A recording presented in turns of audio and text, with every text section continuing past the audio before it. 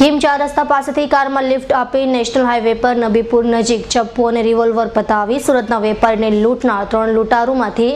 2 લૂંટારૂ અને ભરૂચ તાલુકા પોલીસે ઝડપી પાડી ત્રીજા લૂંટારૂને ઝડપી પાડવા ચક્રો ગતિમાન કર્યા છે।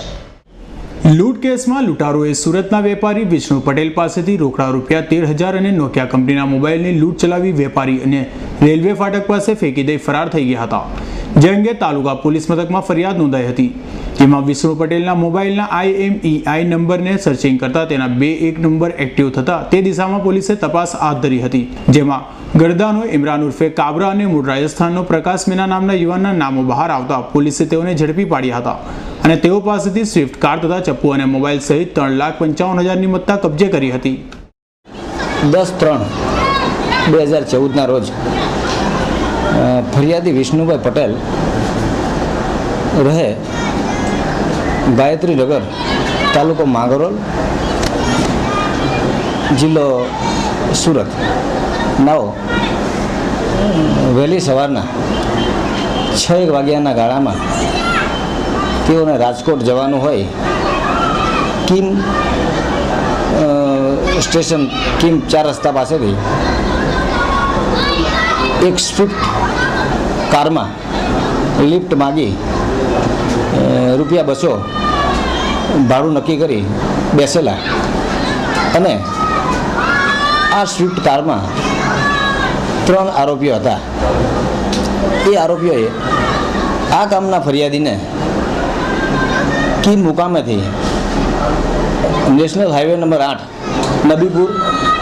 પોસ્ટની હદ વિસ્તારમાં અસુરિયા પાટિયા રેલવે ફાટક નજીક લાવી અને તેઓની પાસેના ₹13,000 તેમજ તેઓનો નોકિયા કંપનીનો મોબાઈલ ફોન, ચપ્પુ તથા રિવોલ્વર જેવો હથિયાર બતાવી તેઓને ડરાવી ધમકાવી, જે બાબતે નબીપુર પોસ્ટેમાં ફર્સ્ટ ગુના register number 19/2014 IPC 394 arms act 25(1)AB મુજબનો ગુનો રજીસ્ટર થયેલ છે। આ